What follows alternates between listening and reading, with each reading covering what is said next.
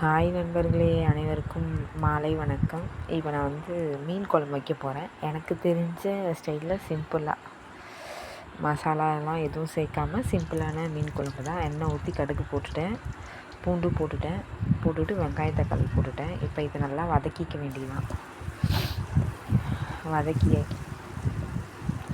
நல்லா வதக்கிட்ட பிறகு தான் நான் இன்றைக்கி கேஸில் சமைக்கலை, விறகடுப்பில் தான் சமைக்கிறேன். வெளியில் நல்லா வெங்காயம் தக்காளி நல்லா வதங்கணும். வதங்கினதுக்கப்புறம் புளி ஊற வச்சுருக்கேன். ஃபஸ்ட்டு இது நல்லா வதக்கி எடுத்துக்கலாம். உங்களுக்கெல்லாம் எந்தெந்த ஸ்டைலில் நீங்களாம் மீன் குழம்பு வைக்கிறீங்களோ வைப்பீங்களோ அவங்களாம் மறக்காமல் கமெண்ட் பாக்ஸில் கமெண்ட் பண்ணுங்கள். டங்கு ஸ்லிப் ஆகுது, சாரி.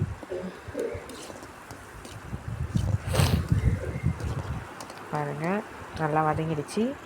புளி கரைச்சி எடுத்துக்கலாம். புளி ஊற வச்சுருக்கோம் இல்லையா, அதை நம்ம கரைச்சி எடுத்துக்கலாம். கொஞ்சம் மீன் தான், 1/2 கிலோ மீன் தான். திட்டமான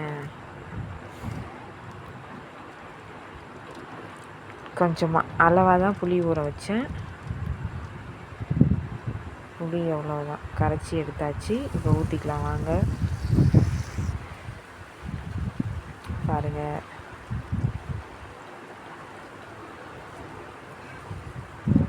நமக்கு தேவையான அளவு தண்ணி ஊற்றிக்கலாம். ஊற்றி வச்சு தேவையான அளவு உப்பு.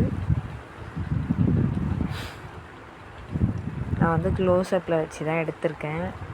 பாருங்கள், வேறு எதுவுமே நான் போடலை, இவ்வளோ தான். அப்புறம் மிளகாய்த்தூள், அவ்வளவுதான். எனக்கு தெரிஞ்சு இப்படி தான் மீன் குழம்பு வைப்போம். மசாலாலாம் அரைச்சிலாம் இது வரைக்கும் நான் வச்சதில்லை. நானும் பார்த்துருக்கேன், ஆனால் அந்த மாதிரிலாம் நான் இது வரைக்கும் வச்சதில்லை.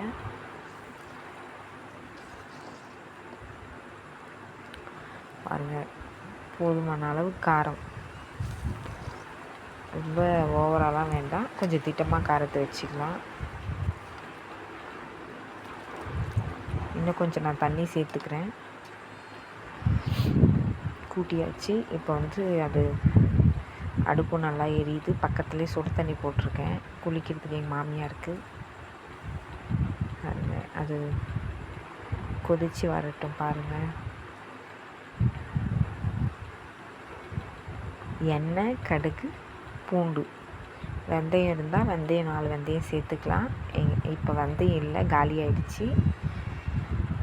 இதுக்கப்புறம் வாங்கிட்டு வந்தால் தான், அதனால் நான் வெந்தயம் சேர்க்கலை. கண்டிப்பாக வெந்தயம் இருந்ததுன்னா கண்டிப்பாக நான் வெந்தயத்தை சேர்த்துருப்பேன்.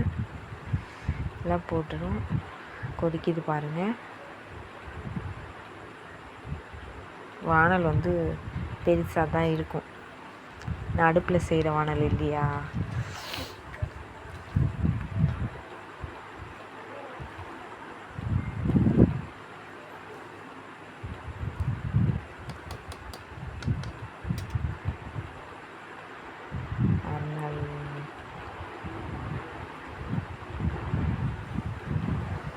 நல்லா கொதிக்குது பாருங்கள்.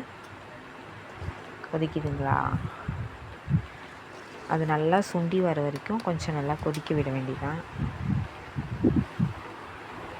பாருங்கள், விறகடுப்பில் சமைச்சா சீக்கிரமாகவும் சமைச்சி முடிச்சிடலாம். நல்லாவும் அடுப்பு நல்லா சூப்பராக எரியும். ஓரளவுக்கு கட்டியாக வந்துருச்சு பாருங்கள் குழம்பு. அதுக்குள்ளே மீனை க்ளீன் பண்ணலாம். எதுவுமே க்ளீன் பண்ணி தான் இருக்குது, அலசி எடுத்து வச்சுருக்கேன். சாரி, எனக்கு மீனெல்லாம் கழுவ தெரியாது, க்ளீன் பண்ண தெரியாது. பாருங்கள், அலசி வச்ச மீனை நம்ம அதில் போட்டுடலாம். பாருங்கள், இந்த மீன் பேர் காணங்கத்தை மீனா, அது மாதிரி தான் இருக்குது, அந்த மாதிரி தான் சொன்னாங்க.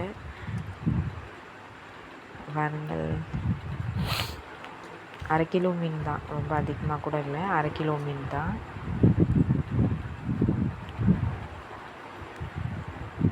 அவ்வளோதான், போட்டாச்சு. இப்போ நம்ம தீ அந்த பக்கம் தள்ளி விட்டுறேன். ஏன்னா ரொம்ப தீ வைக்கக்கூடாது இல்லையா அடுப்பில். அதனால் மீன் கரைஞ்சிரும், உடஞ்சிரும் சொல்லுவாங்க இல்லையா. அதனால் அந்த பக்கம் தள்ளிக்கிட்டேன். இங்கே பாருங்கள் எவ்வளோ அழகாக சுண்டி வந்திருக்கு, கொதிச்சு வந்திருக்கு பாருங்கள். உங்களுக்கு யாருக்கெல்லாம் மீன் குழம்பு பிடிக்குமோ அவங்களாம் மறக்காமல் கமெண்ட் பாக்ஸில் கமெண்ட் பண்ணுங்கள். பாருங்கள் பார்க்கவே ரொம்ப அழகாக இருக்குது. அவ்வளோதான், இடத்துல மாற்றிக்கலாம். பாருங்கள் சுவையான மீன் குழம்பு சாப்பிடலாம் வாங்க.